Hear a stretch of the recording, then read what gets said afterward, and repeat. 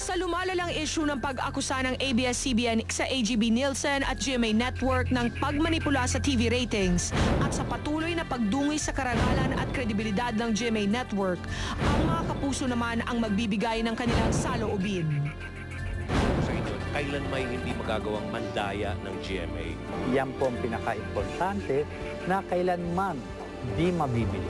Sa Diaryo sa TV, I always make it a point to tell the truth. Kagaya ng GMA na laging nagpapakatotoo. Dahil mula pa noon hanggang ngayon, naging tapat ang GMA Network sa pagbibigay ng serbisyo sa bawat Pilipino. Utang namin ang lahat ng ito sa inyo. Kitang-kita niyo po ang aming pagsisikap upang mabigyan kayo ng magagaling na programa. Isa sa mga naituro sa akin ng GMA ang maging tapat at totoo. Because those same values guide us in raising our own child.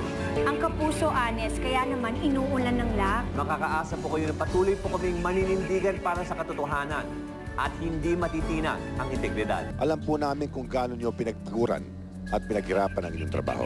Sa mga pagkakataon pong ganito, manalig po tayo na nabubuhay at nagtatrabaho ng tama ay laging mananalo sa huli. Kasamang kalayaan ang pagiging bukas sa publiko, yung walang itinatago. Ang ganitong uri ng kalayaan ay maibibigay lamang ng pagkakaroon ng integridad.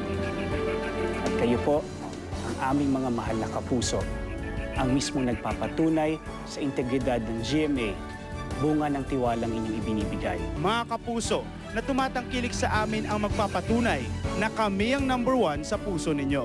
And that's the truth. Dahil mayroon akong sariling paninindigan. Dahil ako ay isang kapuso. Si Bitoy po, taking GMA, and proud to be a kapuso. Tuloy ang laban ng GMA Network para sa katotohanan. Tuloy ang tapat naming paglilingkod sa inyo, mga kapuso.